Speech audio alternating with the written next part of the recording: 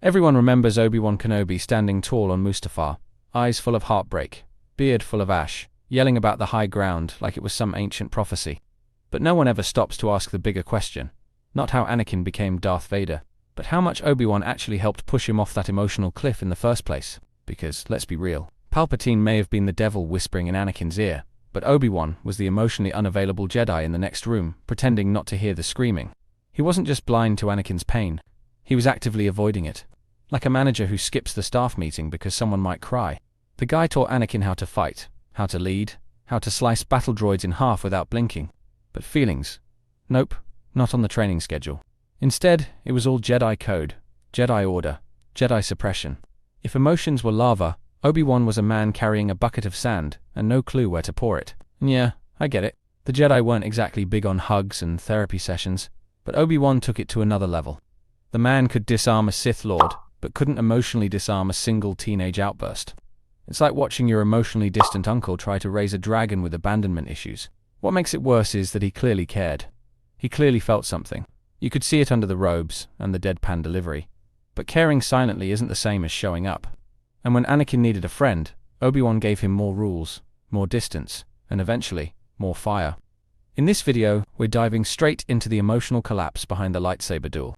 How Obi-Wan's loyalty to the Jedi blinded him to the very person he was trying to save. And how his failure wasn't just strategic, it was heartbreak in slow motion. So, buckle up, because this one's got lava, lies, and just enough emotional damage to ruin your favorite childhood hero. Obi Wan Kenobi. The name alone triggers images of wisdom, patience, and tragic heroism. He's the Jedi we're supposed to admire, the mentor who tried his best. But what if that's just one side of the story? What if the man who fought Vader on Mustafar was also one of the architects of his fall? From the very beginning, Obi-Wan didn't choose Anakin, he inherited him. Qui-Gon's dying wish became Obi-Wan's lifelong burden. That's not exactly the foundation of a healthy relationship. And right out the gate, their dynamic was less brotherly bond and more, please don't break the furniture while I'm meditating. Anakin was a volatile mix of power, trauma, and emotional chaos. And instead of guiding that with care, Obi-Wan handed him a rulebook and told him to suppress everything. Seriously, the Jedi might as well have handed Anakin a stress ball and told him to scream internally. But here's the question no one ever asks. Was Obi-Wan ever prepared to mentor someone like Anakin? Or was he just pretending? Hoping that Jedi platitudes would be enough to raise a ticking time bomb into a role model. The truth might be uglier than we want to admit. Obi-Wan was a great Jedi on paper.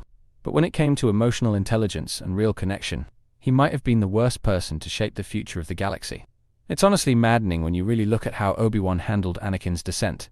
Because there were red flags everywhere, and every single one got ignored in favor of Jedi dogma. It's like watching someone try to fix a leaking starship with a motivational poster. Anakin didn't just wake up one day and go dark side. It was a slow burn. 100 missed chances, brushed off emotions, and a council that treated him like a liability wrapped in prophecy. And Obi-Wan was right in the middle of that, nodding along like everything was fine. Remember when Anakin confided that he was frustrated the council didn't trust him? Obi-Wan's response was essentially a shrug and another Jedi lecture about patience. The man treated emotional breakdowns like minor inconveniences. And that tone didn't just frustrate Anakin. It pushed him further into isolation. Even worse was Obi-Wan's blind loyalty to the Order. Instead of standing up for Anakin when he was clearly spiraling, Obi-Wan doubled down on the rules. As if the Force would magically sort it out, while Anakin stared into the void and tried not to scream. It's infuriating to think that maybe, just maybe, if Obi-Wan had dropped the Jedi script for 5 minutes and just said, "I hear you," the entire galaxy might have turned out different. And then comes the pain. Because when it all finally fell apart, it wasn't just a war that ended, it was a relationship. A connection that could have been something powerful, something healing, but instead became a slow-motion tragedy filmed in lava. And every second of that final battle feels like a goodbye that neither of them had the words for. Obi-Wan's last words to Anakin before their duel were heart-wrenching, but also kind of ironic. "You were my brother." Except it never felt that way to Anakin, not really. He was always the student, always the one being corrected. Never truly seen for who he was. And when he finally broke, he didn't break alone, he shattered both of them. That final fight wasn't just about betrayal, it was about years of emotional distance coming to a head. Two people who never truly understood each other, locked in a death match they both secretly knew was inevitable. And the worst part is, neither of them wanted it. It was the kind of fight when nobody wins, but someone always loses harder. Obi Wan left Anakin burning. Not just physically, but emotionally. And that scene is so much more devastating when you realize that Obi Wan still didn't understand what Anakin needed. He just walked away, broken, confused, and somehow still clinging to the Jedi code. And maybe he thought mercy was letting him live, but it felt more like abandonment with a lightsaber wound. It's hard to rewatch any of it now without feeling the weight of what could have been, and the crushing reality of what wasn't. Because in the end, it wasn't just Anakin who died. That day it was the last chance they had to fix what had already been broken for years. And yet, despite everything, it's hard not to admire Obi-Wan's strength. He was a warrior, a survivor, and the only Jedi who managed to keep some kind of moral compass after the galaxy fell apart. Even if that compass pointed straight into tragedy. He endured losses that would have broken anyone else, and he still stood tall. He faced impossible odds over and over, fought Maul, Grievous, and even his own apprentice, and still came out alive. Not because he was the most powerful, but because he had this almost stubborn sense of duty that never cracked, even when his heart did. And there's something undeniably powerful about someone who keeps going just because no one else will. There's something awe-inspiring about that level of resolve. Watching him carry the weight of the Jedi legacy alone, hiding in the desert, aging faster than the sand around him. Still watching over Luke like a ghost guarding a second chance. He turned survival into a kind of quiet rebellion against the darkness he helped create. He didn't get a happy ending. He didn't get thanks or peace or closure, just a final duel and a silent fade into legend. And somehow, he accepted that. Like it was the only fate he ever expected. He became a relic of a lost era, not by choice, but by necessity. That failure still meant something, because while Obi-Wan didn't save Anakin, he helped shape the person who eventually would. Luke wasn't just a new hope for the galaxy. He was Obi-Wan's shot at redemption by proxy. And even if he never said it out loud, you can feel that intention in every quiet scene. With Luke, Obi-Wan did things differently. He didn't overwhelm him with Jedi rhetoric. He taught him sparingly, carefully, almost like he was afraid to make the same mistakes again.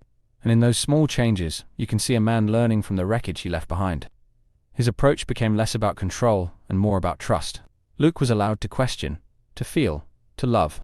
Things that were forbidden for Anakin, but accepted for him. And that wasn't by accident. That was a result of pain, of reflection, of a broken mentor trying to finally get it right. And that shift may have saved more than just Luke. It may have saved the idea of what a Jedi could be. Even from beyond the grave, Obi-Wan remained Luke's guide. Not as a strict teacher, but as a quiet presence. Softer, gentler, more ghost than general.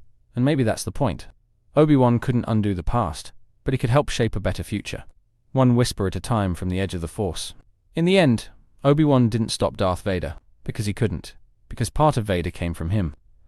From his silence, from his rigidity, from all the things he couldn't say until it was too late. And that's the part of the story that never makes the Jedi archives. Because the truth is messier than the myth ever admits.